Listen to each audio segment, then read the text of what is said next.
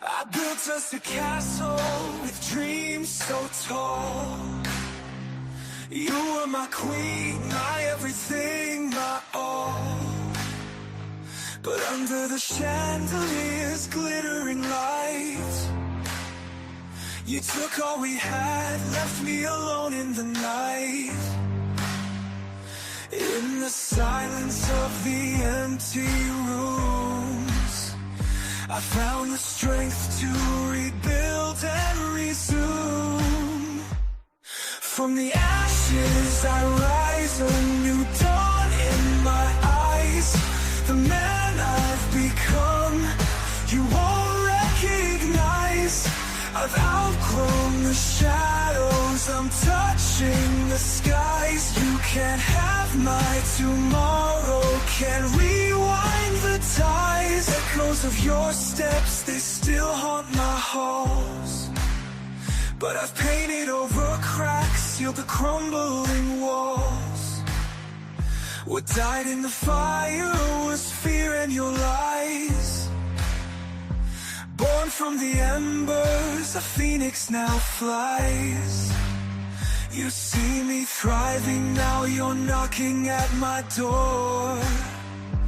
But I'm not the man who lived here before. From the ashes I rise, a new dawn in my eyes. The man I've become, you won't recognize. I've outgrown the shadows, I'm touching the skies. You can't have my tomorrow, can't rewind the ties. No, you won't find home in me again.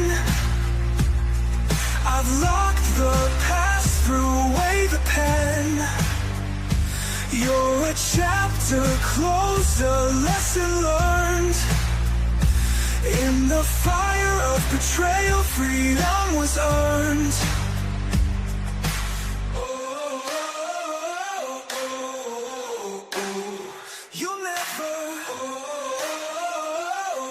You'll never have my love again.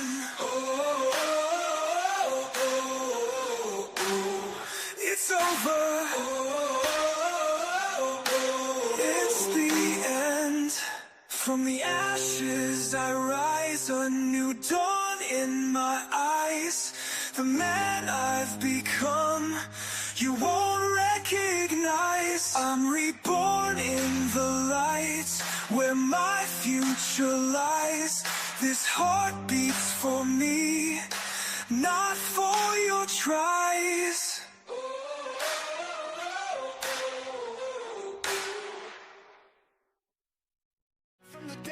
Back before demons took control of my head. Back to the start, back to my heart that is torn, battered and scarred. You can take my home, you can take my clothes, you can take the drugs I have and nobody knows. You can take my watch, you can take my phone, you can take all I got till I'm skin and bone. You can take my home, you can take my clothes, you can take the drugs I have that nobody knows. You can take my watch, you can take my phone, you can take all I got till I'm skin and bone. I don't want control, I can dig my own hole, I can make my bed and I can lie in it cold. Cause I don't need heat, I've been burning in hell, but now I'm back with my own story to tell. Back from the edge, back from the dead, back before demons took control of my head. Back to the start, back to my heart, back to the boy who would reach for the stars. I'm back from the edge, back from the dead, back from the tears that were too easily shed. Back to the start, back to my heart, back to the boy who would reach for the stars, who would reach for the stars, yeah.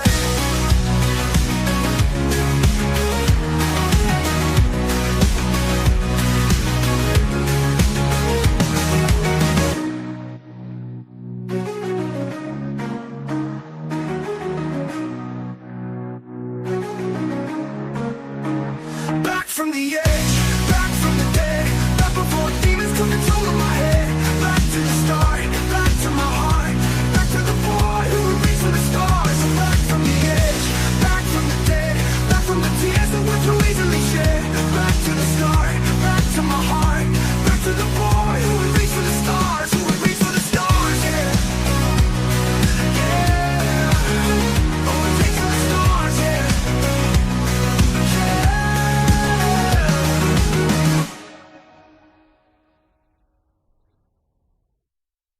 back from the edge.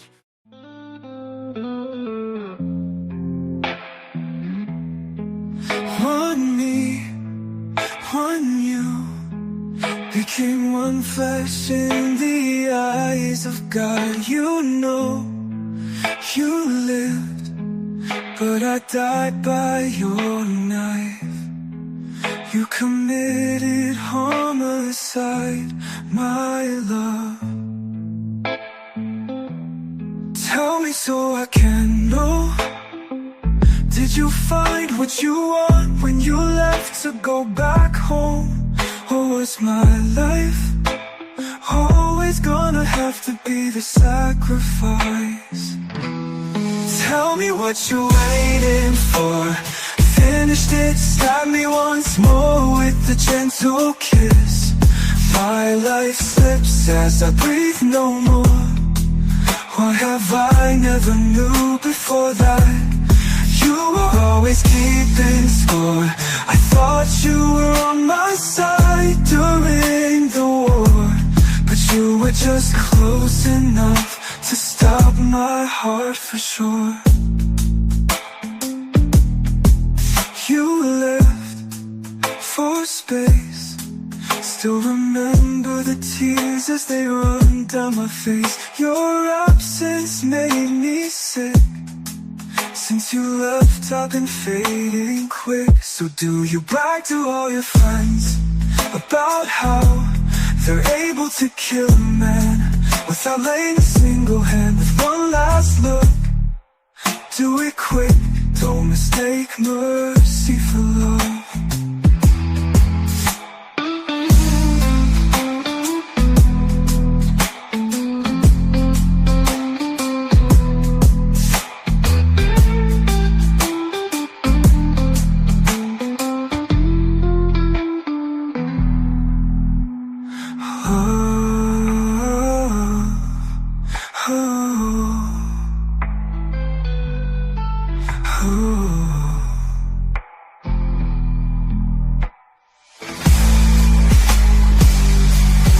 Tell me what you're waiting for. Finished it, stab me once more with a gentle kiss. My life slips as I breathe no more. What have I never knew before that? You were always keeping score. I thought you were on my side during the war, but you were just close enough to stop my heart for sure. You left for space. Still remember the tears as they run down my face. Your absence made me sick. Since you left, I've been fading quick. So do you brag to all your friends about how they're able to kill a man without laying a single hand with one last look? Do it quick, don't mistake mercy for love.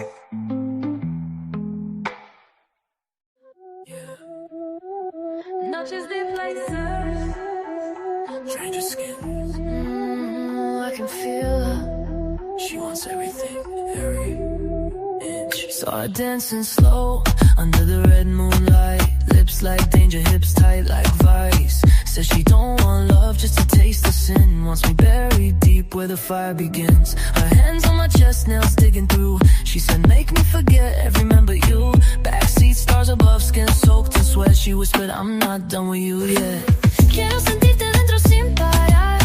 Te lo juro papi, me vas a matar. Ride it slow, then scratch and bite. Your tongue got me losing all my pride. Noche caliente, piel llanas. Ella grita mi nombre con ganas. Cadera choca, placer que mata. La meto profundo, su alma me llama. Trey, color me, baby, don't stop. I want it all till I can't rock. Your body's my heaven, your rhythm divine. I come alive when you're deep inside. Bebecita, tú estás fatal. En el piso, en el carro, en el portal. Tu boca abajo, el ritmo brutal. Me miras para atrás, papi, dame más. Morning so loud, vecinos lo oyen. Tus piernas tiemblan cuando te estoy royendo. Late en tu pecho mi nombre marcado. Cada orgasmo más salvaje, más descarado.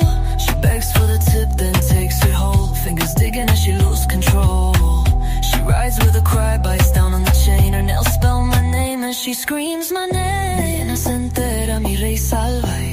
besos bajando me dan coraje. Te siento subiendo y no hay más ley. Muero contigo, ven. Noche caliente, piel en llamas. Ella grita mi nombre con ganas. Cadera choca, placer que mata. La meto profundo, su alma me llama. Cerca las 20, piel en don't stop.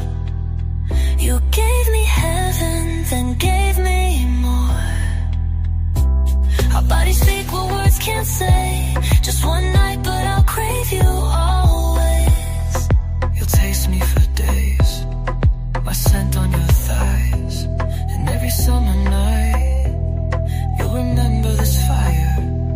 You'll remember this fire.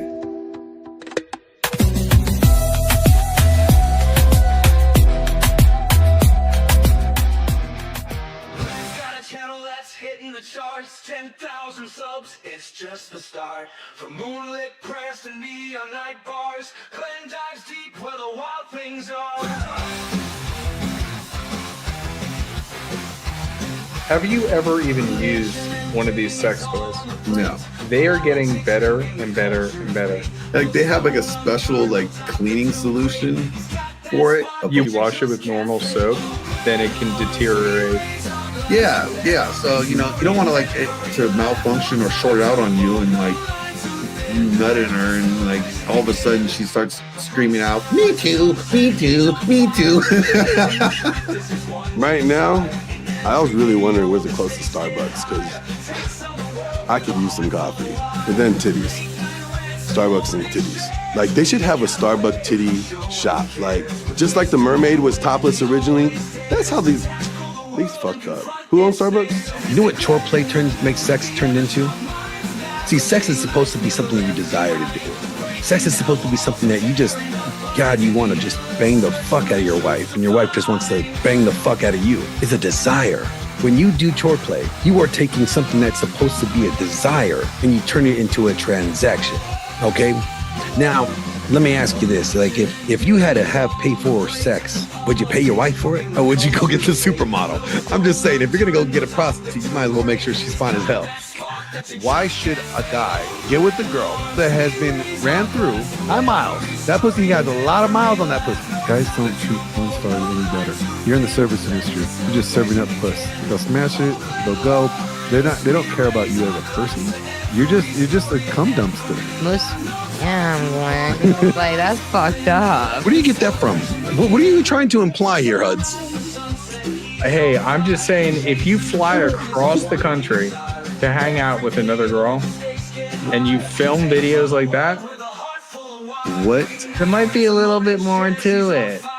There is nothing to it. Zerga. What's up, man? Thank you for having me. Yeah, man, I had to talk to you. You had words with my wife last night. Yeah, that was bad.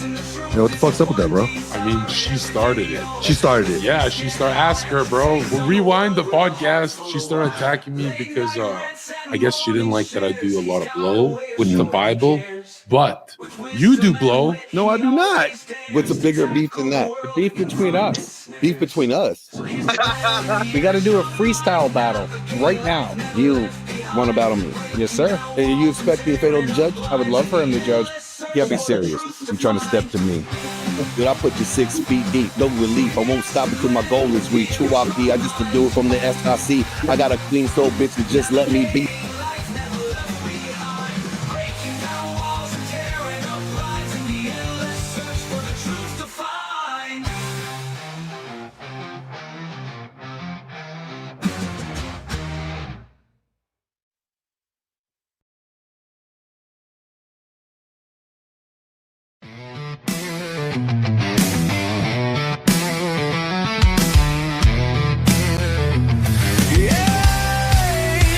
I was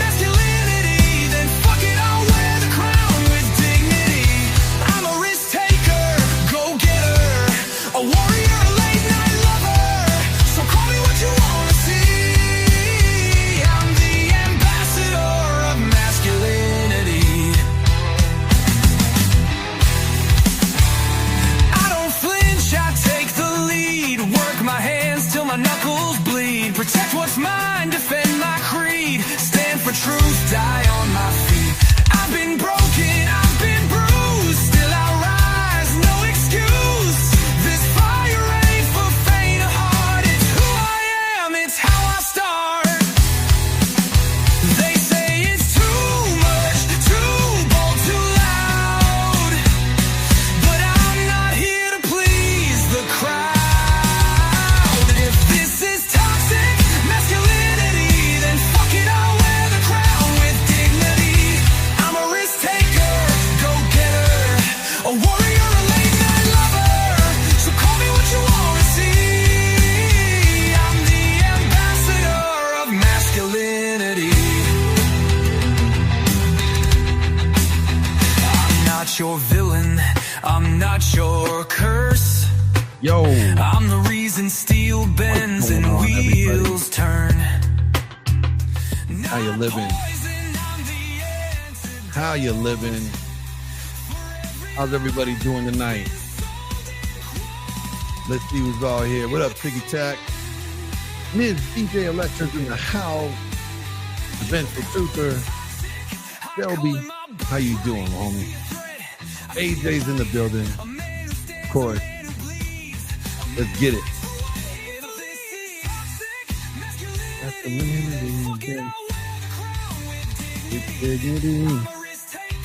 That's right. Let's roll. I'm the ambassador.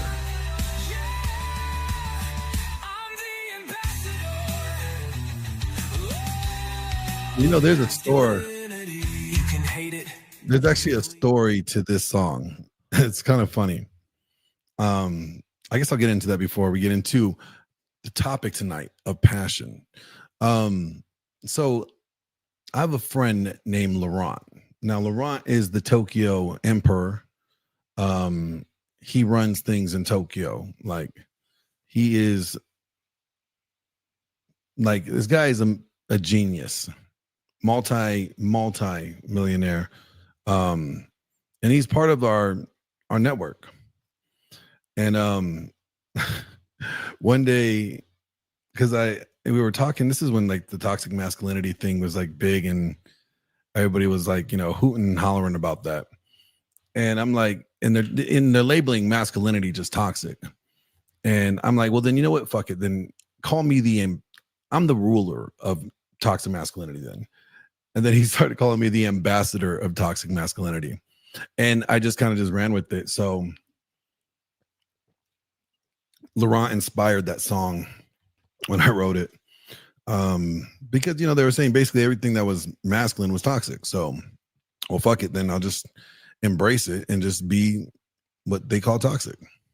I'll own it. Yes, the crazy Frenchman in Japan. Exactly. But tonight, whoa, camera. What the fuck you doing, camera? Stay focused, camera. Don't be doing that. Camera's having a mind of its own right now. But tonight we are talking about passion and what it is and what it isn't. So allow me to do my monologue, and we'll get into it. So let's talk about passion, not the TikTok version, not the podcast couch rant. I'm talking about real spine-bending, blood-pumping passion that hits like a war drum inside a man's chest. See, the average red pill guy, he talks about passion like it's a damn checklist. Don't pedestalize women, frame, check, SMV, blah, blah, blah, blah, blah. He has more acronyms than he has actions, more screenshots than soul. His version of passion, it's transactional, robotic, stimulated. He's trying to calculate the desire instead of commanding it. See, these dudes think just knowing female nature makes them dangerous. But nah, homie. That just makes you an NPC with a microphone. You ain't passionate, you're paranoid. But a man with a dominant masculine presence, now that's a whole different animal. See, that man embodies passion. You feel it in the way he stands, in how he speaks, and how he breathes fire into a woman's soul just by locking eyes with her. Passion for him isn't about getting her. It's about leading her into a space where she wants to drown in his presence willingly. Thor said it best. DMP isn't taught, it's caught. You catch it through pain, through purpose, through pushing past fear until desire becomes your language, not your strategy. That man doesn't need to brag about the abundance that he has. He walks in it. He doesn't chase validation. He radiates conviction. And when he touches a woman, she ain't just being touched. She's being claimed by a force that feels like a god wrapped around in testosterone. See, the red pill guys seduce with scripts, but a man with DMP seduces with spirit. The red pill guys say, don't catch feelings. But the DMP man says, feel everything and master it. The red pill guys will run away from vulnerability because they think it makes them weak. But a man with presence, he wields vulnerability like a blade, sharp, intentional, controlled. He can whisper her name in the dark or in a pin against a wall. Either way, she melts because the passion is real. He doesn't just want to fuck her body like every other guy does. He wants to lead her soul. So here's the punchline. The red pill guys keep passion locked in a spreadsheet. The man with dominant masculine presence, he's the damn fire. And that's why she remembers him forever, even if they never calls him back. Because she didn't just feel a man. She felt like a godlike thunder walking with 2 feet. See, passion is something deeper. It's not a game. It's not a script. It's something that you know is authentic when you feel it. And for a lot of these guys, they suppress it because they think it's emotions. And being passionate, is not being emotional. So, there's a big difference between passion and emotional. And a lot of people don't understand what's the difference. So I'm going to do something a little different. I'm going to drop the link and I'm going to hear your guys' definition of passion and see if it aligns with mine. So there's the link. I dropped it. Me and Viking actually had a conversation about this earlier today. So I'm sure Viking is going to hop on up if he has time. If he has pants on, that is. You guys know I have a rule. You got to have pants on at least before you come on this stage. Because, just in case you're going to stand up, you got to stretch or something. I don't need to see your junk. So with that being said, you guys, the link is there. Let's get into it. Let's talk about passion. Let's talk about what it is and what it isn't.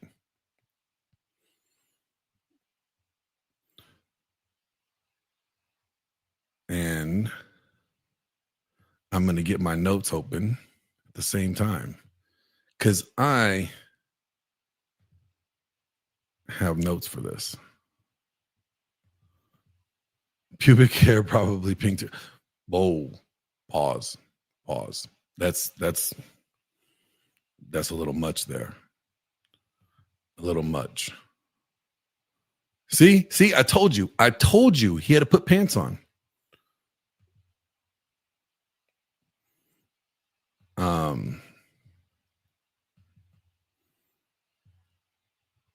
Let me find it.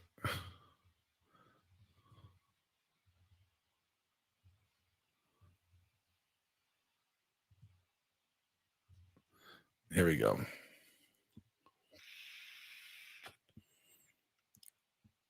So I'll start while I'm waiting for everybody to get it here. Now, when it comes to passion, red pill guys, they perform passion like a play. All right. They read a script. It's based off of a script that they write or a PUA comes up with, right? They memorize lines and they try to trigger desire like a robot trying to run game, right? And it's more mental masturbation. It's fake alpha noise, right? There's no soul behind it. But see, with Man with the DMP, he doesn't chase chemistry. He creates it. His presence alone pulls her in like gravity. His passion is felt, not fabricated. You know, it's a natural byproduct of purpose and intensity.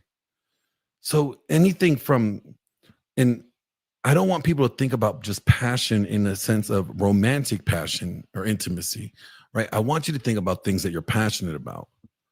You know, like, for example, like my thumbnail for this, and I'll show it to you guys now. It's, you know, here it is. There's images behind it that show you the things that I'm passionate about. I'm passionate about my children. I'm passionate about music. I'm passionate about filmmaking. And you can see that in the imagery behind me. And it's none of it has to do with a romantic desire with somebody. Passion is much more than just that lustful urge that you guys feel. You know.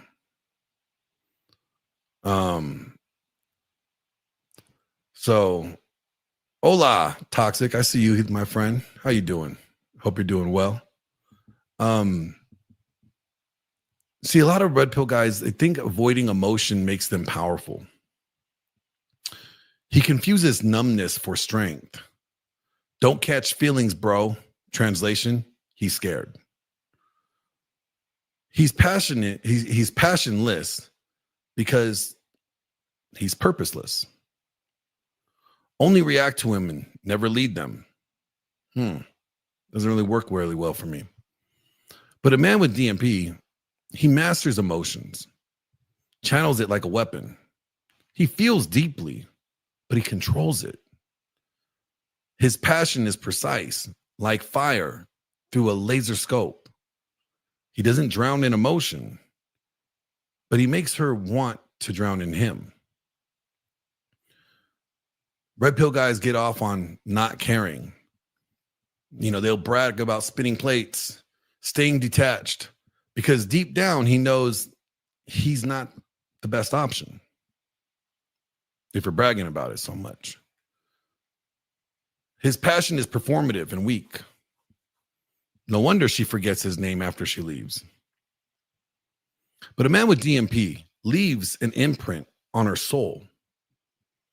He doesn't need her, but he'll take her to a place no one else can, emotionally, mentally, sexually. She doesn't just remember the night, she remembers the man. When it comes to passion, see, a lot of these red pill guys, the passion ends when the orgasm does. It's all about the nut. No depth, no leadership, just dopamine and delusion. He's chasing sensations, not connections. A man with DMP, passion starts where the orgasm ends. He leads her deeper afterwards. She craves him even more once the sheets cool off. He builds a legacy through intimacy. She feels that security. She feels seen and shaken at the same time. So bottom line is, the average red pill guy, passion is microwave fire, flashy, fast, and forgotten. When it comes to a man with a DMP, passion is controlled burn, consumes, commands, and changes her. Let's see what the fellas got to say about this.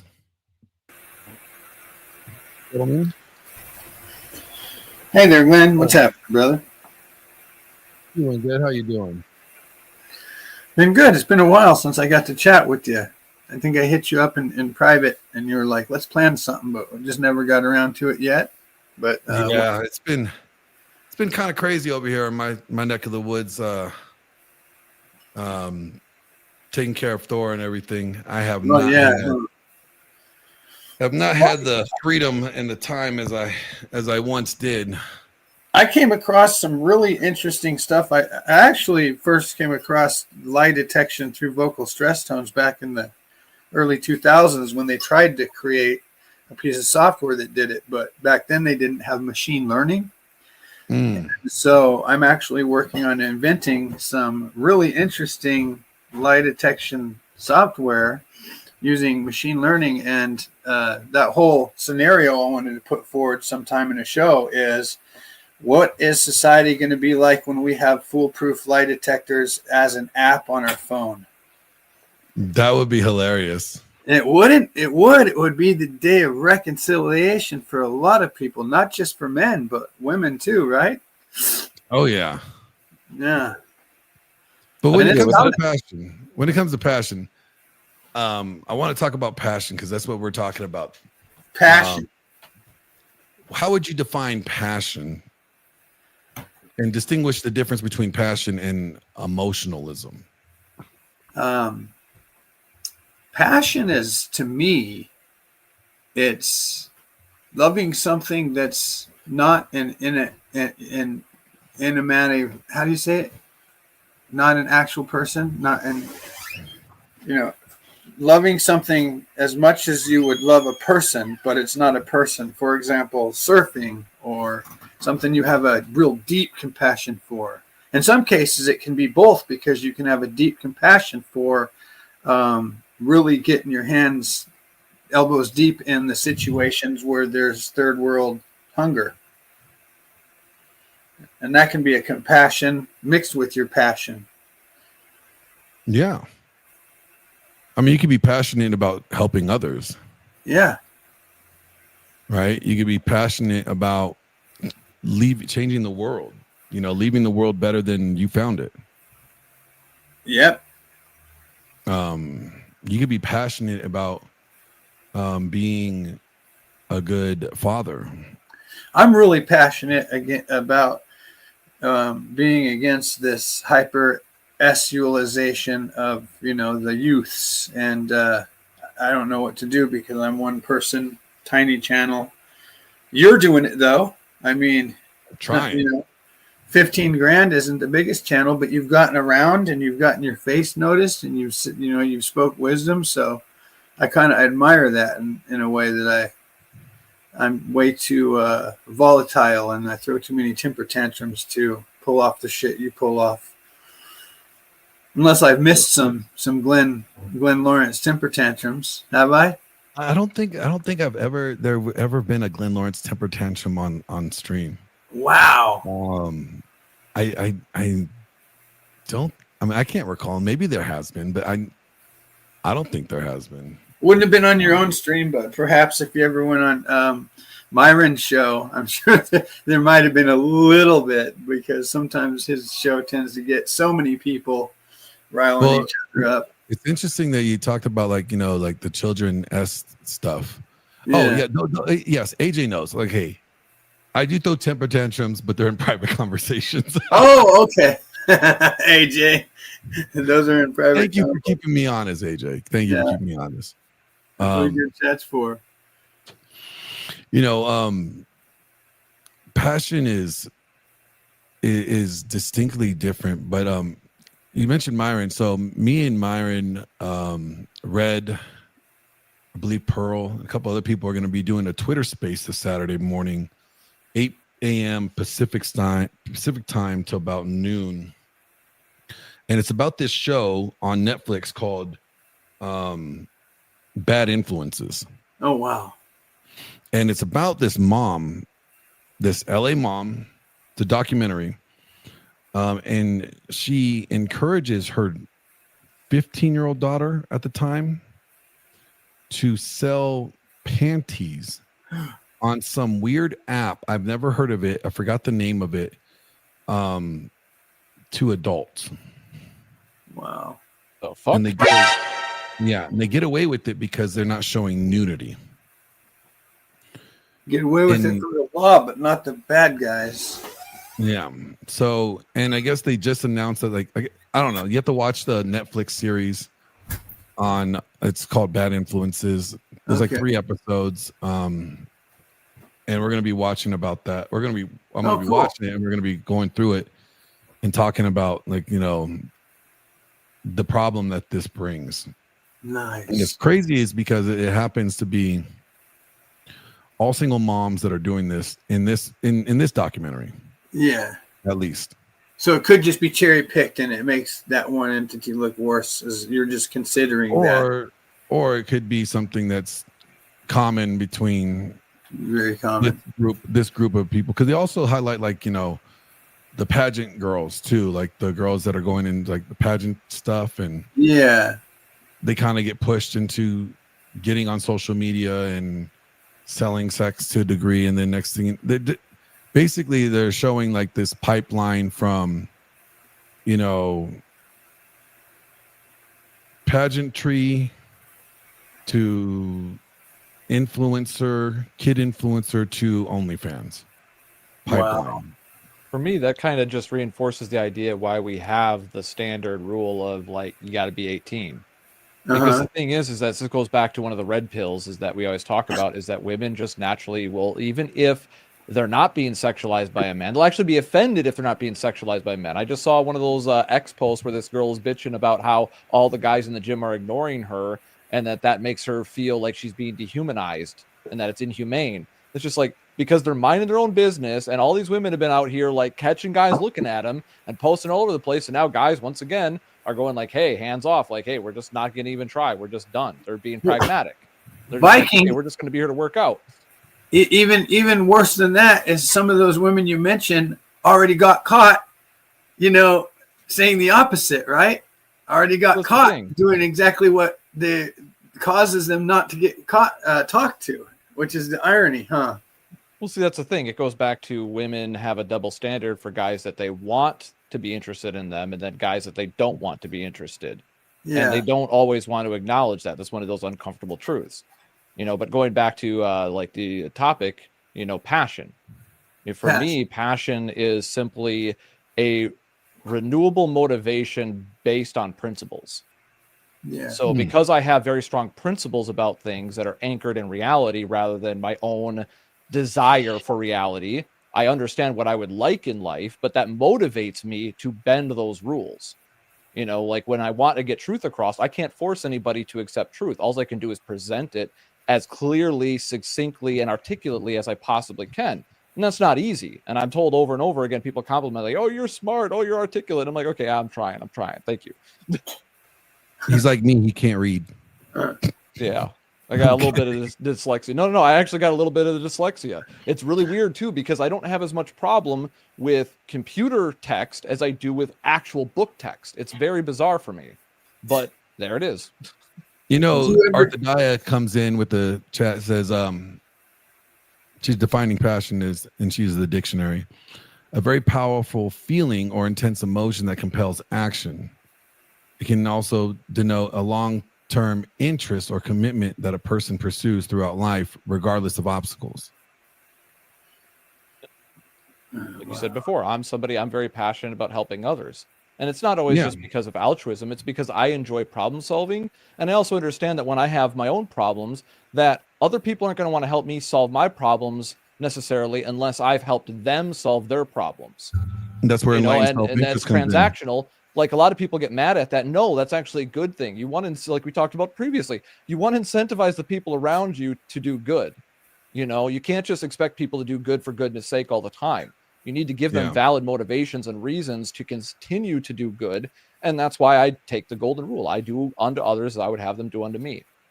Now, I'm wondering if Arthadaya is passionate about being the number one woman in the harem.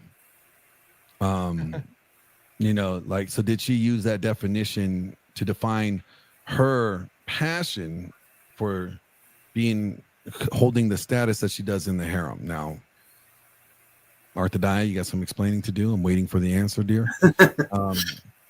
Well, I know in terms of her career, I She's understand very her career. passionate. Like I've benefited from anesthesiologists, and I understand how anesthesiologists literally have people's lives in their hands. Oh yeah. So I mean, that is no joke. Like their job is very important in terms of Oh, giving people care. Where you can, when I had all 4 of my wisdom teeth pulled, I was able to just knocked out for that shit. Woke up, no issue, a little bit of pain and all that. And if without the anesthesiologist there, being able to monitor me correctly, I would be done for in that situation if somebody made one mistake. And the answer come in. Arthadiah is very passionate about being the number one in the harem. That's what I'm talking about, girl. Yeah. That's why you hold the top spot. I just had the Ludacris song #1 spot pop into my head. Let's talk about what passion isn't. Passion isn't like volatile and explosive and it's tempered and it's precise. It's intentional. All right. Like, yes, that's right. See, she's passionate. That's why she works hard on that belly dancing, sandwich making. Shit. That's what I'm talking about, girl. That's why you're going to the red carpet. Take Jesus, for instance. Jesus went in there and he made a whip. Did he whip everybody? No, he was very strategic on who he was actually going after. He didn't flip every table over. It wasn't at random.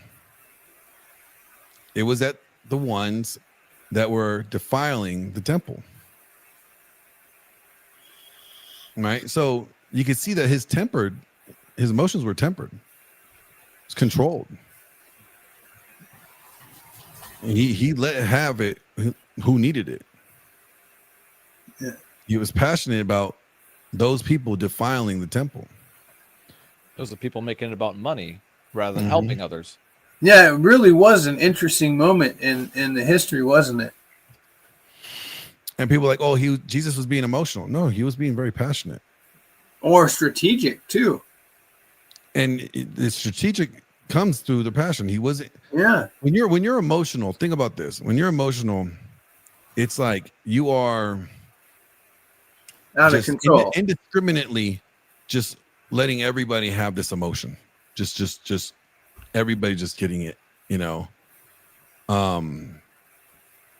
It's just like going postal. Perfect example, right? Yeah. Everybody got it. Yeah. He went a little postal though too, didn't he? No. He was you mean postal by like our definition where they pow someone or they come tap. Yeah. He's just flipping over tables and saying no. He's doing a little protest. Jesus was very, very targeted. Yeah. In who he was, approaching. And that's why I say possibly strategic, because he knew he was being watched with this thing, right? But it's also tempered. Yeah. He tempered his emotions. He wasn't reacting emotionally. No, I don't think so at all. Passionately. Yeah. So there's a difference, right? When we see these kids that are young men that are, have mental health issues lash out, and they lash out at everyone. Oh, yeah. Right? That's emotionalism. It's not passionate.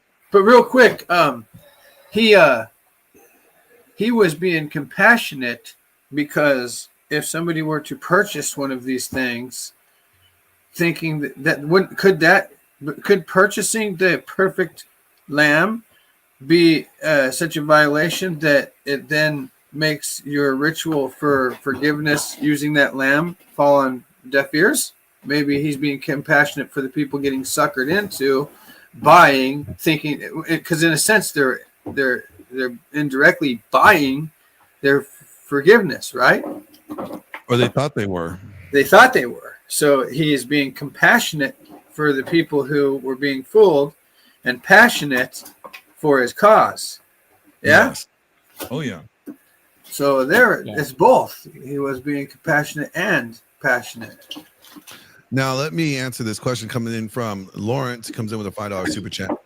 He says, Glenn, were there times you felt numb to any joy, any type of joy, to where you felt so bored of everything? Yes, there has been. And what I realized in doing that and feeling that, I had to stop and ask myself, I realized I was overlooking the little. I started. What's the word?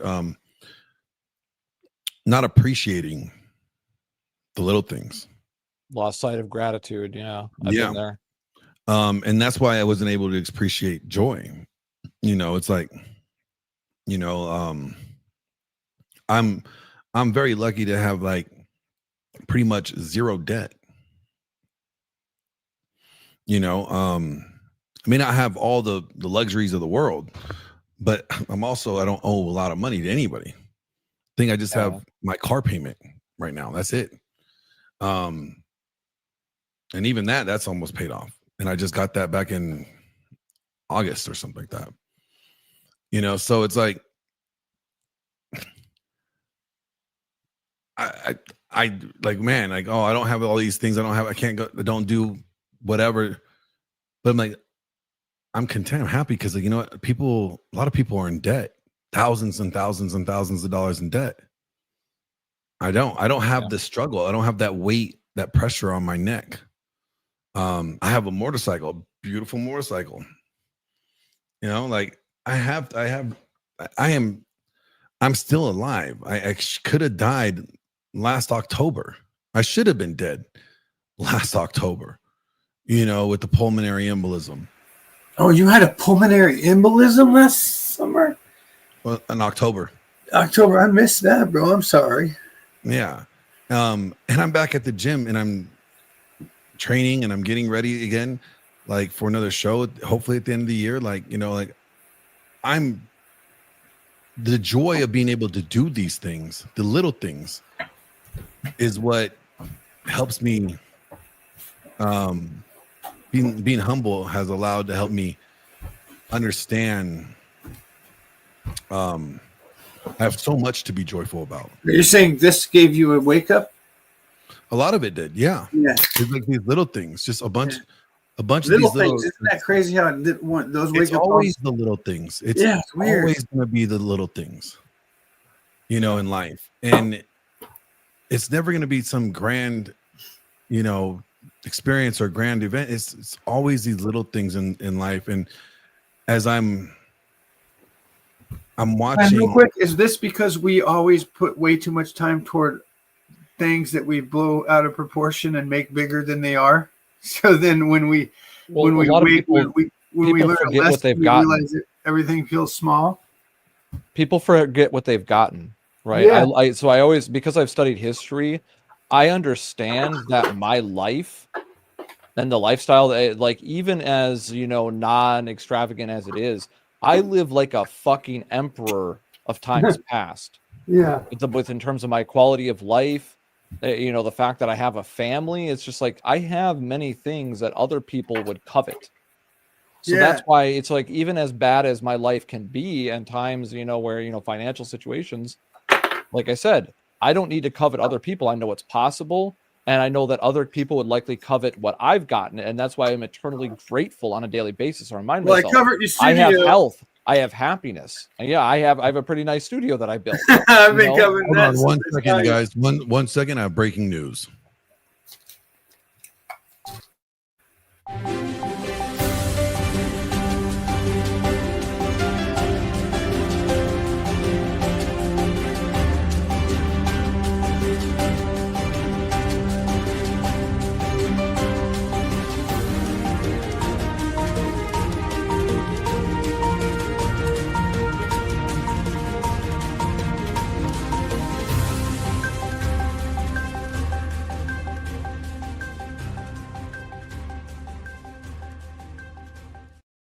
This just in. This past weekend, AJ, the little leprechaun, miniature Viking, decided that, you know, he was going to roll through a tornado warning on his motorcycle than cold approach women. He thought he was avoiding them just to find out that he was peacocking. That's right, folks. AJ was out there on two wheels doing the damn thing, thinking he was avoiding them. But he was peacocking. That's right. Back to your regular scheduled program. This was it for breaking news. Peacocking. All right. Back to where AJ said, speaking of motorcycles, tell the audience what I did this past weekend. So I just had to. Oh, nice. Well, and like Tiki Tac pointed out too, is that he had to get pissed at life. That was kind of the thing. I was always the nice guy, always helping people, not asking for anything in return. I did have to get a little mad at a certain point. Realized that I had been letting people take advantage of me and that my kindness was too much for the wrong people. So I did have to like tighten up my circle and realize, I done gave too much. But a lot of people would say, oh, that was a midlife crisis. Nah, you realized you were getting the raw end of the deal and you could do better. Arthur says when you have things like life taken away, it makes you grateful to have to look back when it used to just feel normal. Yeah.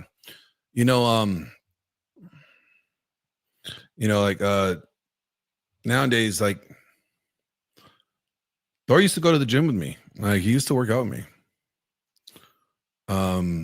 That was a passion of his. He's very passionate about being in shape and working out.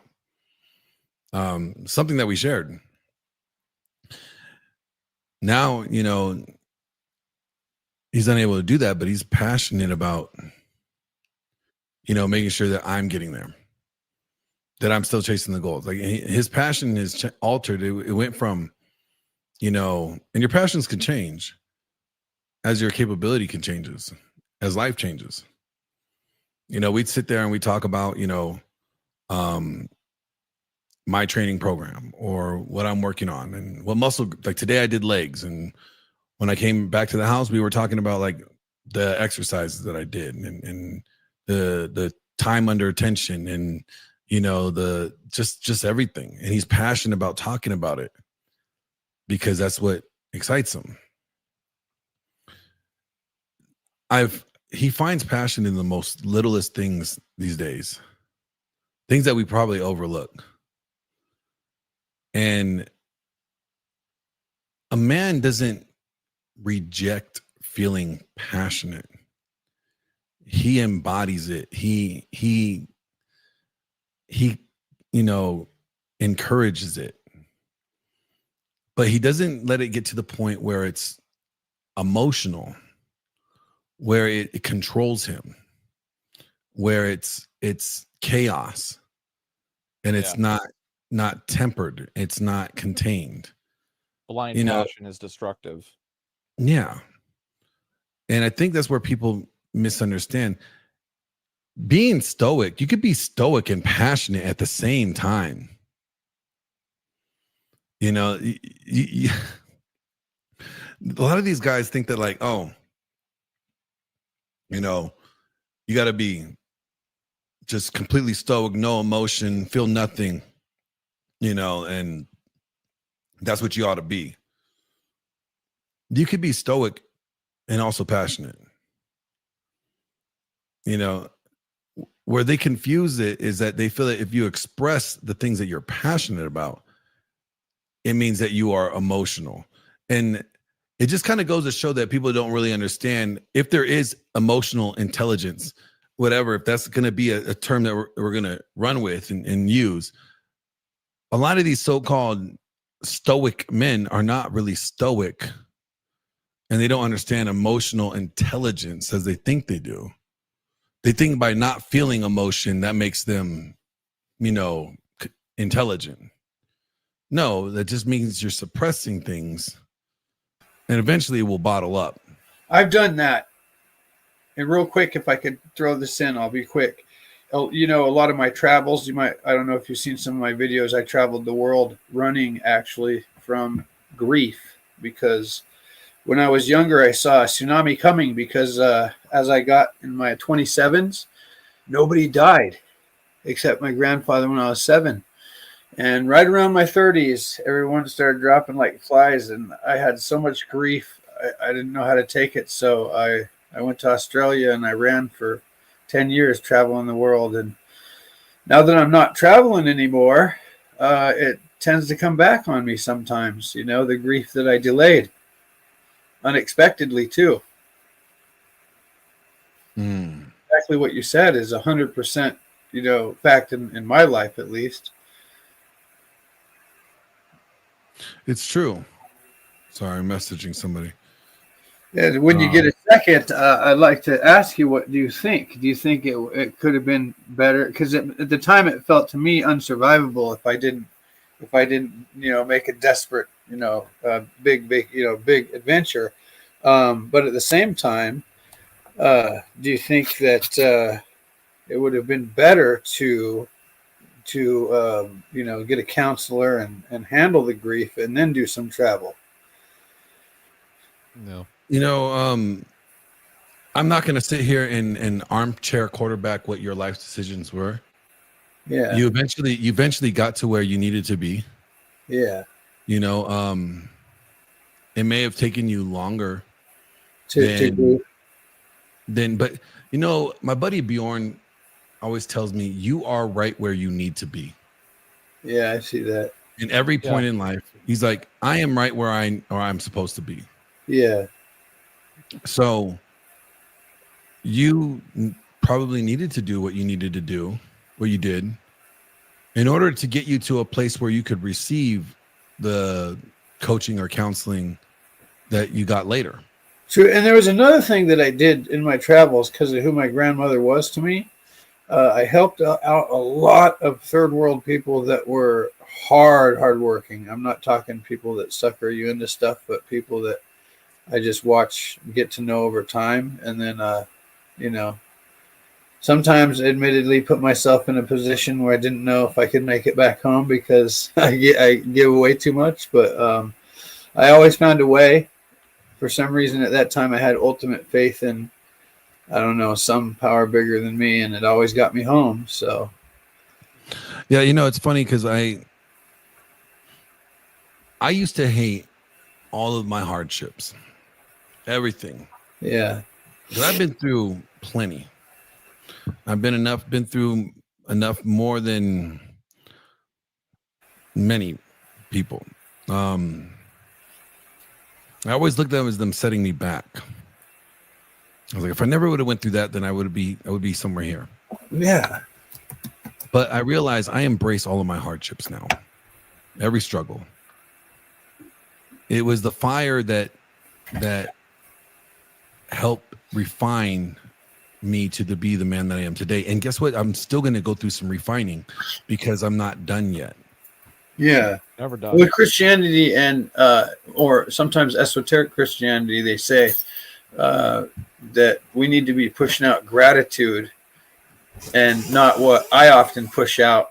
And I've caught myself a lot of times feeling sorry for myself and then going, oops, and having a good prayer with God saying, hey, I've been so selfish just crying about my position and forgetting to thank you for all of the cool things. And then I can get my mind reeled back in and spend more time with gratitude of everything in life than you know, feeling sorry for myself, which I've done a lot of. Exactly. Yeah. Now, I don't know how many of you guys know that there's a goal going on in the chat. We have a goal light up right now. And I'm passionate about you assisting with this goal. Okay. I feel passionate that you guys could help reach the goal. You know, this channel is here for you. I hope that like the things that I bring to you is something that you guys find useful. You know, we could joke, we could laugh, we could, you know, play around, but it's always about, are you guys getting actionable information out of these conversations? And I am passionate about making sure that the content that you guys consume here is useful. You know, very useful. I find that, you know, and this is something that a lot of people don't realize. The casual germ comes in with a $5 super chat. He goes with pink pubes. No way. That's a little too lefty for me. You know, those pink pubes are there. Thank you, sir. Does the Thank carpet you. match the drapes? Yeah. Oh, match the drapes. Who said Oh that? my Who lord! said that? Was that you, Tiki? No, that was Hashtag Blade was Tiki. Viking. Uh, And you know what? For that, I'm just gonna give you one of these. And that got fun. That got fun a lot. Only a Viking would say such a thing. Like one thing I care, what I really care about my channel is about the things that are here that I share. You guys find use. You guys find purpose with it. It's not just here for entertainment. As long as it's entertaining, it's good. But as long as you find it useful, these conversations should be useful. And what my goal, and what it's not just my goal, it's Thor's goal, is to stop with the divide. We have the manosphere, and there's a bunch of He-Man woman haters. Yeah. Everything from the ortho bros to the red pill guys to the black pill doom and gloom, and it's just, where's the bridge? And might I say that you stand aside from a lot of that. And that's intentionally.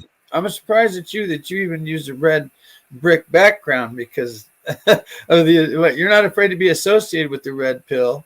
We're probably more old school what red pill used to mean, but I mean, as you know now, that I understand a like lot the of whining. praxeology. The praxeology is useful in the sense of the descriptors. Yeah, Now, so the you can advice- kind of put the back. advice may not always be useful, but Yeah, the descriptors are. yeah. Yeah, I always remind people the real meaning of red pill is supposed to be uncomfortable truth. Blue pill is supposed to mean comforting lies. So if you Yes. remember the premise, the metaphor for what it means, yes, you can recognize uncomfortable truths. You can be, quote, red pilled, but what are you going to do about it? Yeah. There's a lot of people that are red pilled or claim to be red pilled, but they're still in the same place that they were 5 years ago. They still have this anger. They have this women. Oh, the women. And I'm just like, but what about you, bro? You got a lot of patience too, because a lot of times I notice you'll be professional and you won't mention names when you know you're talking about certain people. You just don't want to bring drama into it, and you want to keep it the conversation. So you're very patient at that kind of shit. Well, it also doesn't do me any good by mentioning names, because then now it just turns into Takes away he said, she completely. said. And it's just like, and also there's no point, like, why make you famous? Yeah. Well, why If I don't degrade say your yourself name, by then I going don't make to- you famous. Yeah, why would you want to resort to ad hominems when you can stick to the facts? Well, it's just not. I'd say the vast majority are not very patient enough to hold back from that. And I've watched Glenn for probably a year or two now, and very similar to Joe Rogan. Like I don't think I've seen you pissed off yet. Yeah, no, I again, I don't really like get too pissed off. Wiki, you just got back from the Accountant 2. Yeah, no, the Accountant 1, the first one was a great movie. Oh, there's a part 2 now. Yeah. You mean Ben Affleck's Accountant? Yeah. Oh, that was a great movie. Wow. I love this, what Arthur Dias says. The problem with the red pill is that men are wired to fix things. You give them red pill information, they want a solution. That actually kind of goes to the problem with counseling and talk therapy, right? Asking a guy how does something make them feel is irrelevant. Yeah. He tells you the problem, he's looking for a solution. So what he feels is irrelevant to him. He wants a solution so he can stop feeling whatever he's feeling. Whatever he's feeling is bad or, not comfortable or not wanted. So he wants something that's going to give him a solution to his problems. And that's what we try to provide here, actionable information. I don't want you guys to avoid passion. I want you to embrace passion. I want you to control passion. Don't avoid your emotions. Feel your emotions, but temper them. Know when and how to express them. What is going to be productive to your overall goal? You know, and that takes time. That takes time to understand and learn. And it's going to take trial and error. It's going to take time where you mess up. But it's okay. It's okay to fuck up. It's okay to fail. You know, solutions are always going to be an actionable thing that's going to require movement of some sort, right? And you have to, in order to be successful at accomplishing these things, you have to be passionate about this movement that you're going to take. When I weighed 285 pounds, I was passionate about getting in shape, getting healthy. And then when somebody challenged me and told me I couldn't compete in bodybuilding, I was passionate about proving them wrong, right? And it was that passion that led to the action and as Arthur Diet defined earlier, that long-term commitment, right? Of when I was, you know, passionate about working towards this goal, you know, it was the long-term interest or commitment that, you know, a person pursues throughout life. It was the long-term being healthy, maintaining good physical shape was a passion of mine. And that's why I'm able to still work on it to this day and haven't gave up on it. You know, there's a good thing with passion that people try to discount, you know, and there's a difference between being angry and passionate. You know, and it comes down to what you choose to do with it. Like, yes, I tell people, your emotions do matter. As a man, I feel emotions all the time. I feel frustration. I feel anger. I feel passion. But it's like, what do you do with all the feelings are chemical? Like, what do you do with them? How do you focus that? You know, John McEnroe is famous for the tennis player that would be very angry. And it did get him a lot of wins. But the thing is that it wasn't ever truly focused. I saw a lot of wasted energy in some of the clips that I've seen and some of the videos I've seen, some of the matches I've watched, and even when he's talking about it. And I think in hindsight, he would probably agree with me on that, is that, you know, if he'd focused his anger even better than what he did, tempered it even more, that he probably would have succeeded even more than he did. You know, a lot of people struggle with that. You know, I'm one of those people. You know, I can experience some very extreme emotions. I've gotten criticized for both my emotional states, you know, being perceived as angry, and also being very detached in certain situations. Oh, you're emotionless. It's just like, no, I'm being controlled. You know, it's like Fresh and Fit talks about all the time. Your only power as a man nowadays is walking away. And I'm just like, well, on the surface, that's true. But if you actually go a little bit deeper, what is your power to walk away? What gives you that power, that ability to walk away? Well, it's that emotional control, that self-control. Yeah. Because you understand you do have feelings, but men, you know, because we are more logical and emotional, we have this superpower of being able to control any of our emotions if we choose to. If we take that measured response and say, hold up there, bucko, to yourself, like, hey, like I say all the time, do I want to be right or do I want to win? Because being right doesn't always mean you're going to win. Well, I always like, the way I use it is, do you want to be right or do you want to be effective? Yeah. I'd rather be effective. I definitely want to hop in here. I have a few subjects I want to go down, but yeah, Viking, I feel like that anger can be a very driving and motivating force if it's directed correctly.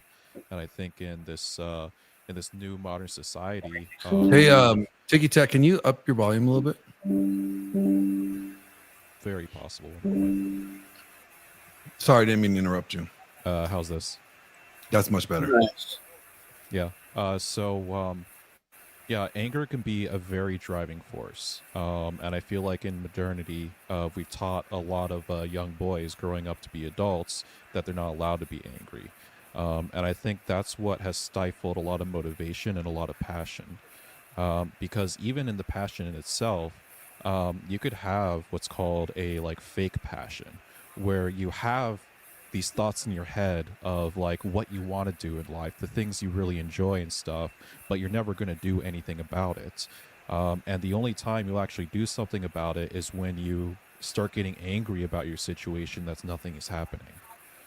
And that could become a huge driving force. And that's exactly the transition I'm in here right now, is that I've realized that I've gone against my diet routine, my fitness routine. I'm now at 240 pounds. I should be at 180. And now I have this anger and drive in me to actually accomplish that goal by the end of the year, get back down to 180. So yeah, it's like I would just tell people to direct their anger a little bit more into the things that they feel like they're passionate about, but not doing anything about it. Yeah, I had a moment like that. I was watching one of MLD's stream, Modern Life Dating. His name's John. And he said one day, just looked like right at the camera and was like, here. Just like, yo, if you're sick of being a fat ass, stop being a fucking fat ass. He said, download my free course and, just start counting your calories and doing all that stuff. So if you actually want to succeed, I can give you strategies for that are maintainable for the rest of your life. I was just talking to Glenn about diet before, because we were chatting before we went to the gym, and we were talking about all the shit we learned, and that, it's not about like ripping your muscles and stuff like that. Thor always talks about minimum effective dose. I only have to do a certain number of muscle activations every week in order to trigger hypertrophy, trigger my muscles to grow. And all the rest of it comes down to diet, sleep, water consumption, and just making sure that I'm not over consuming my daily macros, and that requires me to build a system of counting calories. So like you said, yeah, I started out when I was 253 was when I started weighing myself. And I was a pretty big boy. I'm only 5'9", so I was pretty thick, as the kids would say these days. But the key thing is that I got information from Myron, from Thor, and now, people mistake me. I'm 40 years old. People mistake me for 26. It's kind of funny, actually. I've been like kind of like, holy shit, like, is this real life? Like when I was young, I was called old, and now that I'm old, I'm called young. So you had the reverse Benjamin Button disease? I don't know, man. Like real life is fucking wild. I don't play video games anymore. Well, you know what? Hold on, you guys. We're gonna take a good quick grift break here, and say we gotta see some donos come in, or we're not coming back. So here you guys go.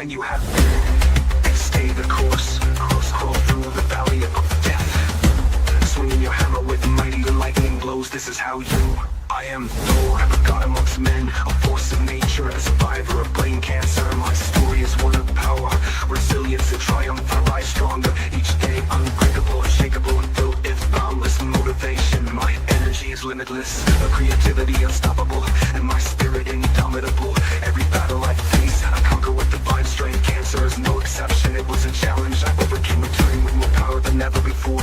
My resilience is awe-inspiring, my durability unmatched, but it is something to go through. Even though the wind of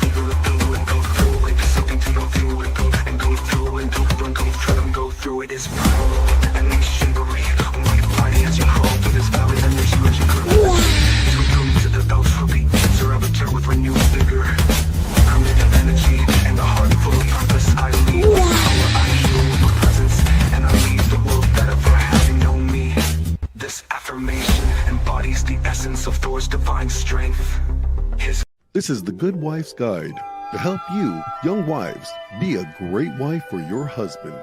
Step 1, cleaning. That's right. It's always pleasant to come home to a clean house. So ladies, make sure that you are in your proper cleaning clothes and cleaning the house, for when your husband gets home, he can see that you have kept the home tidy for him. And always let him catch you cleaning, especially in that outfit. It makes him so full of joy. Next up, cooking. That's right, the way to a man's heart is through his stomach. Make sure that his dinner is ready when he comes home. And don't forget to wear that little outfit you're supposed to wear when you're cooking your man a meal. You know the one. And finally, bedtime. When you're going to bed, ladies, make sure you put on one of those sexy little nighties to entice your husband and let him know that right now is the time for him to enjoy the youth of his wife right before he goes to dreamland, where he could dream all about it all over again. And that concludes the Good Wife's Guide. That's it, ladies. If you just follow those 3 simple steps, you will have the most happiest husband in the world who will love you until the end. Have you ever felt like you want to smack a bitch like this guy? I did. Yeah. God damn. That was bad. That was real bad. Somebody get her some ice. Don't do that. Okay? What most likely will end up happening is that you end up in prison, you'll lose everything you own, and you'll probably get butt raped. So if you want to avoid getting butt raped, listen up. If you ever feel like wanting to smack a bitch, then all you got to do is call 1-800-SLAP-A-HOE. That's right, 1-800-SLAP-A-HOE.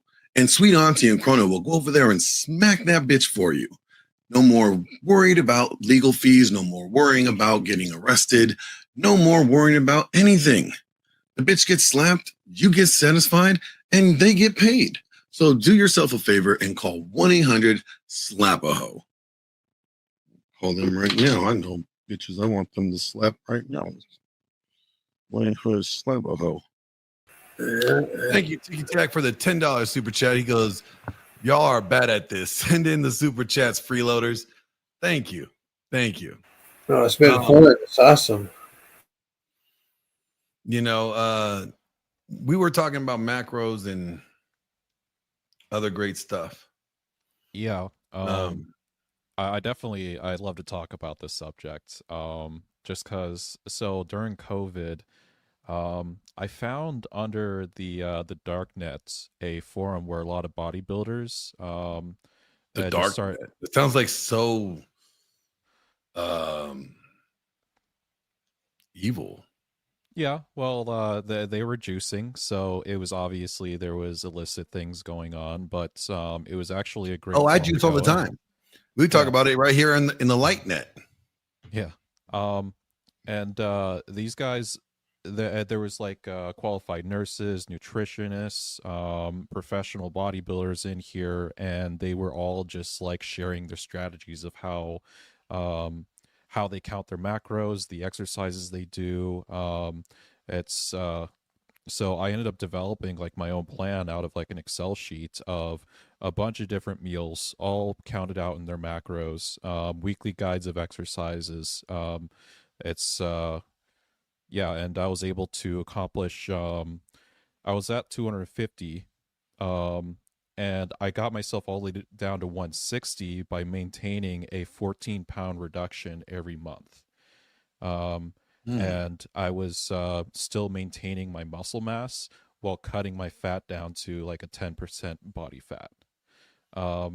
Now, I was at quite a unhealthy level. I would say that probably my peak is like 170, but I was trying to get into more like competitive athletics. I was actually looking into getting into motorcycle racing. So cutting your weight down to your absolute minimum is like ideal, because the more weight, the slower you go.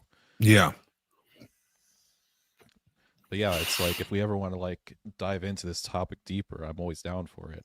Well, Yeah, you know, it's going to be great. I didn't take it that far. I kept it pretty simple. So to I speak. just started weighing my food and stuff like that. Used a BMI to calculate my basic macros, and I just stay in a 200 to 300 calorie deficit consistently, except for when I go into a 10 to 14 day bulk every 5 months. I started out at like 2,600 calories for the first few months, Mhm. and then slowly raised it to about 3,400 towards the end. And that was just the requirements of my body in order to maintain the muscle mass, how many calories I was burning. But consistently every single month, I was hitting that 14-pound mark. So I think I got a pretty consistent. Hopefully, I don't want to go as extreme now with this because I'm not trying to compete. I'm just trying to get healthy. So I'm just I pretty much just cut the fat out of my diet, and now I'm sticking to complex carbs and protein. Well, you know, Just fat working with is it. good. You need fat in your body. You need Yep. it. You need to intake certain amount of fat. Yeah, certain amount of healthy fats. Yeah. I also take things like I krill always oil like to supplements and clarify stuff to as people, well. like, so it's not like when they're like, oh, you know, cut out the fat. No, cut out the bad fat. Cut out the Yeah. unnecessary fat. Like I do Yeah. have eggs. Like every other morning, I have eggs for breakfast, and that would be my fat intake. Now, when you And, say breakfast, you mean nighttime. nighttime, I'm usually doing rice. So Well, your nighttime is most people's daytime. yeah. Whichever the schedule is, whenever I wake up is my breakfast time. Yeah. So let's get back to passionate and being passionate and passion. What is a tool that you guys found useful to be able to embrace your passion and not suppress it and mistake it for emotion? Understanding what you're actually passionate about. I feel like that you can get yourself into a delusion thinking you're passionate about something when you're actually not. You're passionate about the result that you're receiving from it. How I would explain it is so software engineering, I always thought I was passionate about software engineering. But eventually I figured out that it's like that's not my passion. What my passion is that I really like being on a team and producing really epic shit. Mhm. So being as part of a team dynamic and making a cool product where the passion is. It wasn't about the software at all. And now I could care less about the software. I'm more focused on my team and making my team successful. And that's what keeps me driving. What question for you, Tiki Tac? Have you ever developed an app? Oh, I've developed many apps. Like, Glenn needs your help. Yeah, it's whenever you want to talk about it, I'm open. I think you're probably the only person I'd offer it to. Yeah, normally I don't take on like projects from people, but I think After you're an this important stream, person. we need to talk. Yeah, even if you can't help directly, like Glenn needs some information because I don't know anybody that does that sort of stuff either. But yeah, he just needs more information at the very least. Yeah, so my industry consists of fantasy sports, video streaming services, and what's called game account services. Like if you're on like an MMO like World of Warcraft, there's a whole service to track like your achievements, your level, your items, and all that kind of stuff. I build those systems. Nice. Yeah, and that's currently what I'm stationed doing is working in the game field, game studios. So again, can you, before I sidetrack this and just like end the stream and say bye guys, I'm about to talk about my passion. You said you found out what you were passionate about by honing into it, like so how did that work for you? So when I started software engineering, I was doing some like social media things, social media data collection, back before the scandals of like Facebook having private data and stuff and selling it, and also the fantasy sports. I thought it was really cool to develop something, and I would like dedicate like hundreds of hours into just writing code and getting this product out. I'd always be there to help out my teammates to also have them achieve their success. And I thought it was the programming that was driving me. But once I started getting into certain career paths where I was doing software engineering, but I didn't care about the product that I was working on, I didn't care about the people that I was in, I wouldn't code. I literally was producing nothing. So I thought that my career was over with, that I didn't want to deal with this anymore. And then also I had some like midlife crisis shit and my health happened. So that's where I moved into motorcycles and got into the motorcycle shop. Where I think that is like a hobby project that I am passionate about, but it doesn't pay the bills. And at the end of the day, I was there for my boss. And that's where I started figuring out that I like the people and I like making successful businesses, successful I love you, Pop. Yeah, go ahead. Oh, no, he had a hot mic. It's okay. Oh, gotcha. Yeah, so that's where I started figuring out that it's like my main drive and passion is really about the people and facilitating people to be successful and making sure the entire project is successful. And now I'm back in a programming career because I need to pay the bills and it pays well. And I may not necessarily care about the programming, but I am at least able to do it because I care about the team members. I care about the project. And I'm thankful that I actually got my programming job back because I'm back with the same crew that I was with originally before I left to do like motorcycle work. Oh, nice. Viking, how do you distinguish passion versus emotion? Well, as I said before, it's kind of like based off of my principles. So for me, a lot of the things like Tic Tac said, knowing what I'm specifically passionate about. So for me, it's things like truth. I'm passionate about truth. I'm passionate about like facts, details about things, like the real facts, not like what people just want to assume and jump to conclusions. So for me, and it also that branches off into also helping people. That's why I actually ended up when I was doing my Yu-Gi-Oh nerd shit back in the day. The reason why the store owner noticed me is because nobody really knew the rules. I was that anal retentive asshole that read all the rules so I could get good at the game within the rules.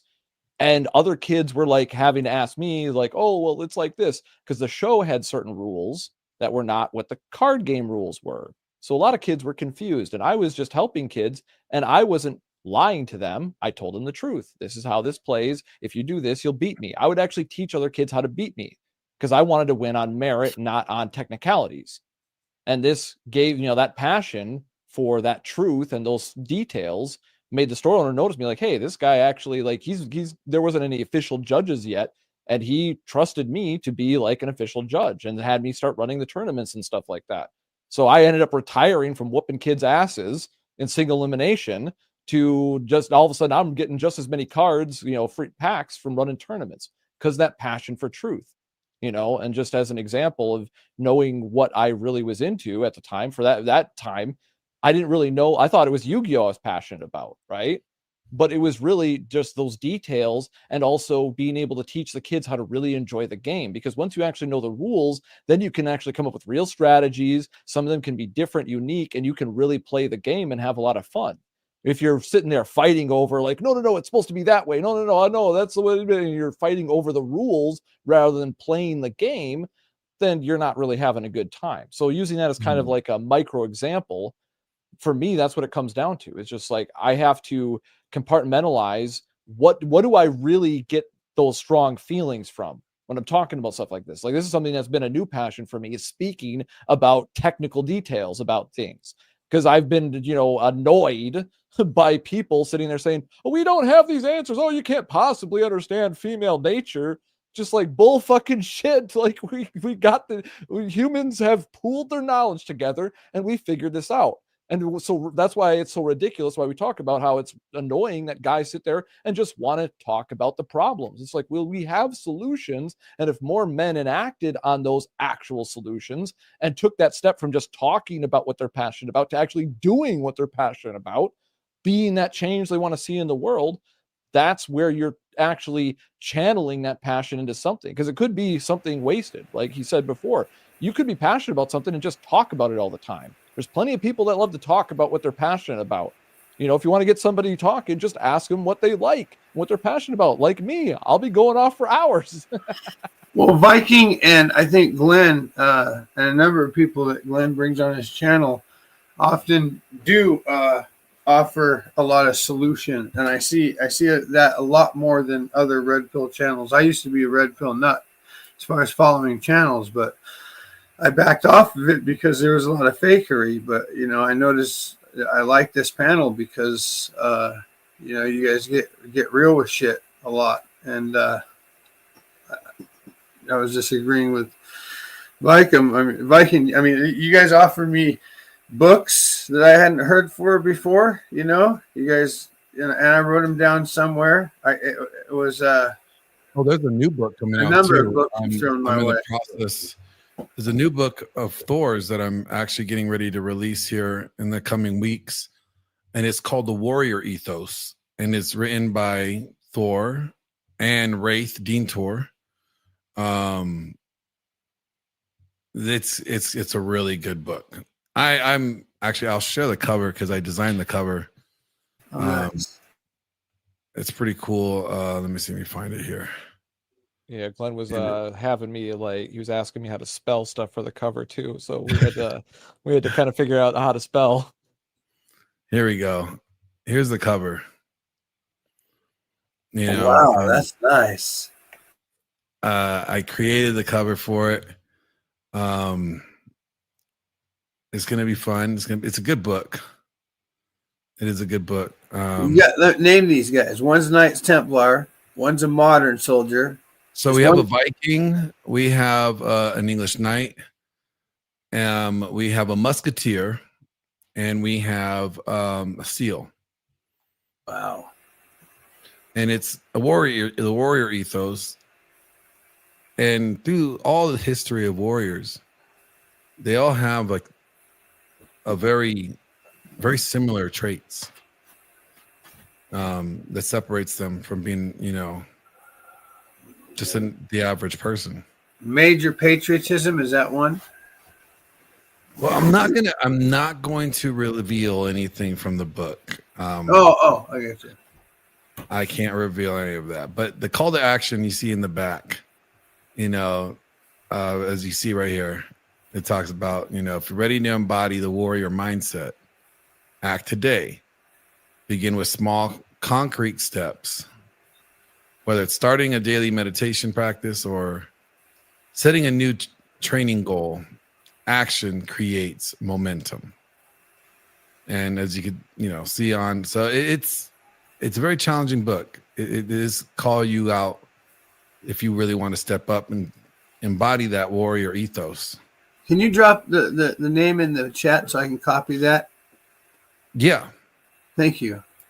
I got some far-sighted glasses, but I can't see almost anything nearsighted without a magnifying glass. And yes, AJ is working with me on it. He's going to be figuring out the KDP template. So it'll be uploaded for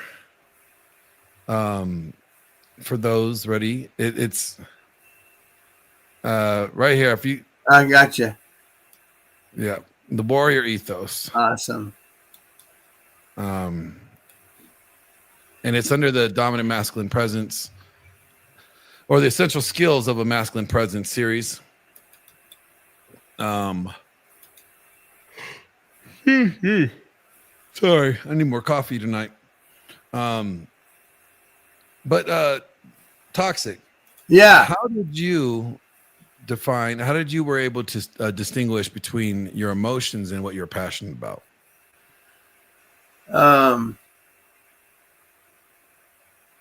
Let me think about that. So you mean sometimes? Because not all the time can I. When you have, what was the the thing that made him distinguish difference? Okay. Well, I had a girl I was really in love with, and I caught her being unfaithful from intuition alone, and so I I went with my intuition and experience, and I did what it was needed to do, and I made a quick exit, as opposed to where before I had prolonged the exit, making it far worse. Does that make sense? Yeah. Okay. No, I get that. Because the passion of me being able to detect deception and lies, that's a passion for me. I talked about that earlier with me wanting to get into the lie detection stuff, because I'm working on building one, actually. So that's a passion for me. Of course, I have the eye of horse tattooed over my left eye. So, of course, seeing through BS is a huge passion for me. And then the compassion I had for this woman getting caught, I kind of felt bad for her in a way, which was crazy. Yeah, I think for me, this is how I distinguish between things that I'm passionate about and things that I'm get emotional about. My passions are based on principles,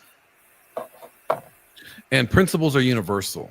Yeah, principles will go across all spectrums of life. Like truth is truth. Objective. It's very objective. Truth is truth, regardless. In every area, you stand on truth. You stand on truth in every area, right?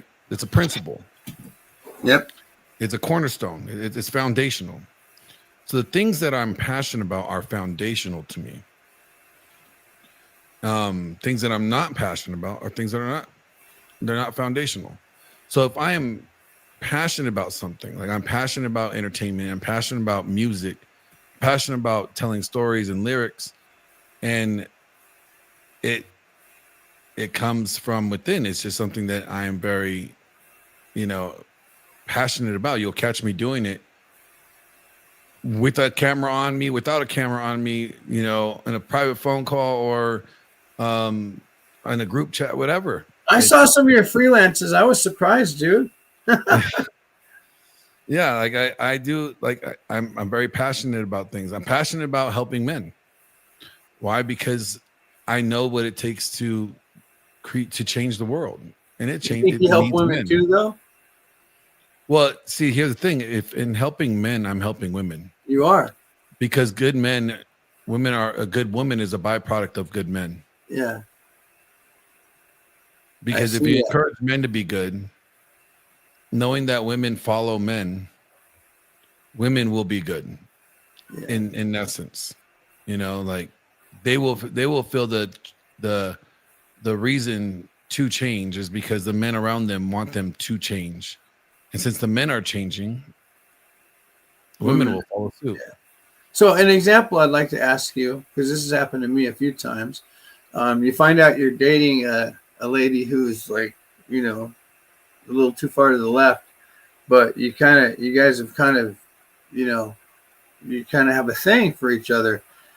It's not too long before she starts following you and listening to your side, and then next thing you know, she's on your political side.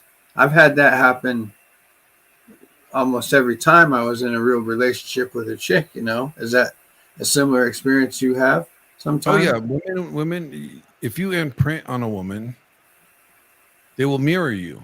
Yeah. I think there's even like studies and statistics on this that as soon as a woman gets married, they take on the political beliefs of the man. Yeah, and they don't mean to mirror you. They just they start listening to you and trusting you. So it's like all of a sudden she's a Dallas Cowboys fan when she was a 49ers fan. Now she's a big Cowboys fan. She's that's the macro of the thing, huh? Yeah, well, and the thing is, even if they don't change their viewpoint, they will still tolerate a counter viewpoint. Oh yeah, they'll live in that state of cognitive dissonance. Once again, why? Because it's the same reason why if you directly ask your girl, she's like, "Oh, what do you want to eat for dinner? Where do you want to go for dinner?" She won't know. That's why you never ask her that. You just tell her where you want to go, and then she'll make suggestions about where she would like to go if she's got a different one. And if you like it, then you can go with that. But if you ask her directly, she's typically going to have trouble answering that. And the women that can give you the direct answer, like, oh, we're going to this expensive ass place. Yeah, those are probably the ones you might want to be avoiding. Have we figured out why women do that sometimes? Not all of them, but why some women do that? Well, they don't want to make the wrong. They don't want to make the wrong choice. Oh, I see. Yeah, that's the thing, and that's the beauty, is that knowing that that's how women are kind of by default. Not all the time, but for the most part, they're going to naturally fall into that. That's part of femininity, where they want to do what the strong man that they love wants to do. They want to help him with that. Oh, so if he killed the deer, she wants to help him process the meat. Yeah. So the indecisiveness is more of an act to get you to take your place and lead. Well, no, the indecisiveness is actually a benefit if you're a proper leader. That's what I'm saying. A lot of guys underestimate it. Is that yes, if you're trying to make the girl lead, and or she, like I said, she just needs a good example. That's what I found over and over again. And once you're that good example, she's going to try to adopt your characteristics. She's going to start asking you questions about how you do this, that, and the other thing. She's going to become more interested in your depth. Otherwise she's not going to be interested in that. And that's what Glenn meant by being imprinted upon. Once she's imprinted upon, she's going to do what Viking was just talking, huh? Well, when she's imprinted upon, she's going to defer to your leadership. Nice. But see, when you display and being unsure, then she's unsure. Oh yeah.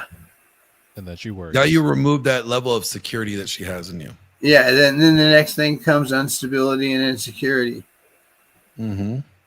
Okay. Even when you make the wrong decisions, you need to be decisive with your decision making. Yeah. And then when you make the wrong decision, be decisive to make course correct. Nice. A woman will take you making a wrong decision, but course correcting and problem solving over you making the wrong decision, then asking her, well, what should we do about it? Because now you're putting her in a position where she has to carry the load of leading. And you just played the weak card, didn't you? Mm-hmm. And when that's not her, she doesn't want to. That's not her role. You're making her step outside of her comfort zone. Now, and you might have just turned her off. Can women do that? Yes. Can women do it successfully? Yes. But it's not their function. Always, And especially when it comes within the confines of a relationship. She wants a man that could lead, that's not domineering, not controlling, but knows how to lead. And if you give up that leadership, not a controlling man, but a man that's in control, going back to what I said before, that emotional control and that emotional discipline is your only superpower as a man. Human beings are technically more or less animals. And when we go to our default behaviors, that's why, we do degenerate things. But we have this wonderful brain. We have this wonderful brain that enables us to have this thing called free will, where we can choose to do the right thing, even if it's hard to do or not obvious, and sometimes people just want to ignore the obvious, because like even most serial killers that supposedly lack emotion still understand that killing people is looked down upon by other people. So they really do know it's wrong. Even if they don't agree with it, they still know it's fucking wrong. And there's certain things that, in that we know that are these universal truths. Yeah. Same thing with the leadership. I've talked about this all the time, is that the universal leadership traits, this is why I don't just get respect from like men and women. I also get respect from children and animals and stuff like that as well. Because I've always had this kind of presence around me that people have talked about, because I'm just very quiet and confident most of the time. I'm very loud on the internet because that's what I'm here for. But the thing is, and normally in life, I'm just like that guy that's just quiet, calm, handling shit. And that calm is contagious. Yeah. That's and shout out to the Briar Wolf with the $10 super chat. I'm going to give you some Dick Insider real quick.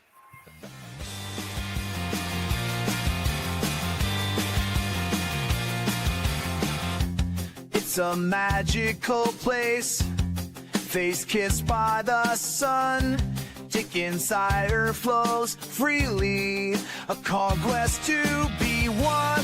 Golden elixir awakens the soul. Oh, feel the magic, the bells will toll. Dick Insider, let it flow deep. Awake your senses, no more sleep. Dick Insider, deep as can be. Exploring realms to be set free. Whispers in the night. Dick Insider takes flight. Electric light surrounds us. In this pure delight, time slows as we taste each drop of bliss. The world fades away around this liquid kiss. Dick Insider, let it flow deep. Awake your senses, no more sleep. Dick Insider, deep as can be. Exploring realms to be set free. Let it flow, let it be.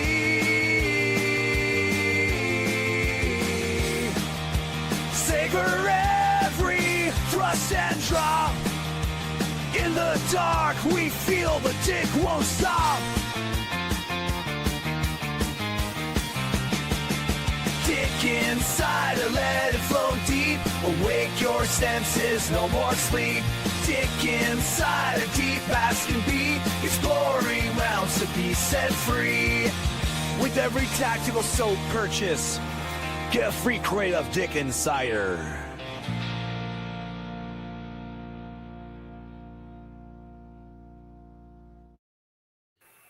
That is right. Get that Dick Insider. If you want to. That is. But with that being said, ladies and gentlemen, I'm going to be wrapping this stream up.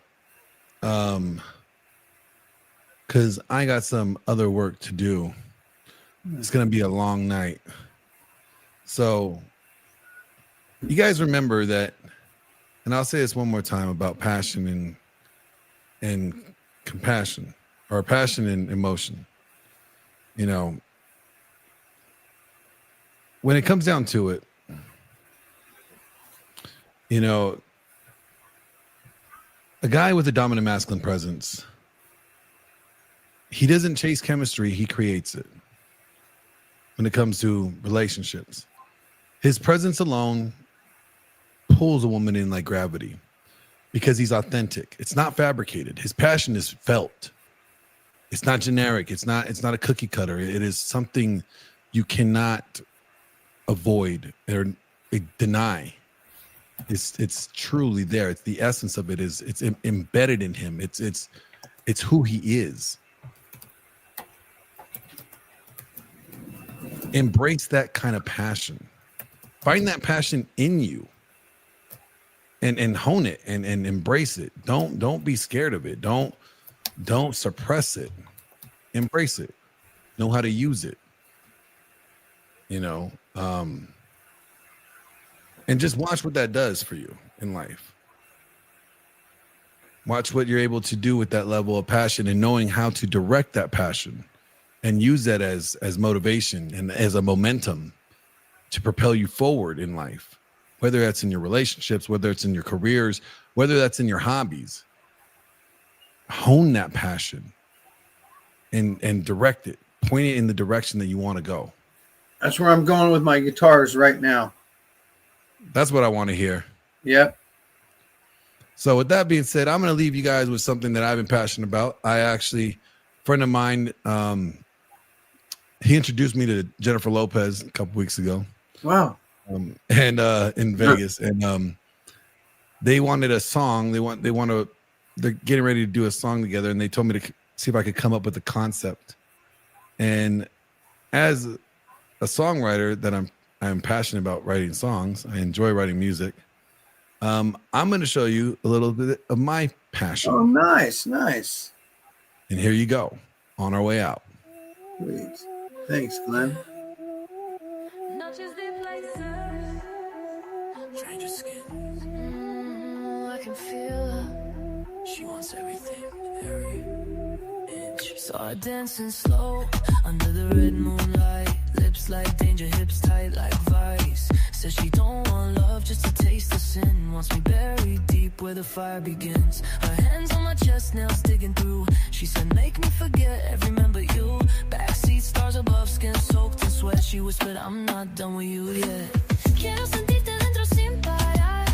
Te lo juro, papi, me vas a matar. Ride it slow, then scratch and bite. Your tongue got me losing all my pride. Noche caliente, piel llanas. Ella grita mi nombre con ganas. Cadera choca, placer que mata. La meto profundo, su alma me llama. Drake, I love me, baby, don't stop. I want it all till I can't rock. Your body's my heaven, your rhythm divine. I come alive when you're deep inside.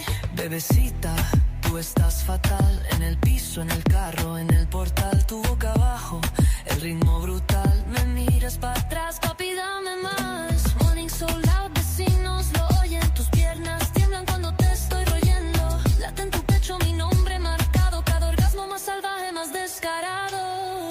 She begs for the tip, then takes it whole. Fingers digging as she loses control.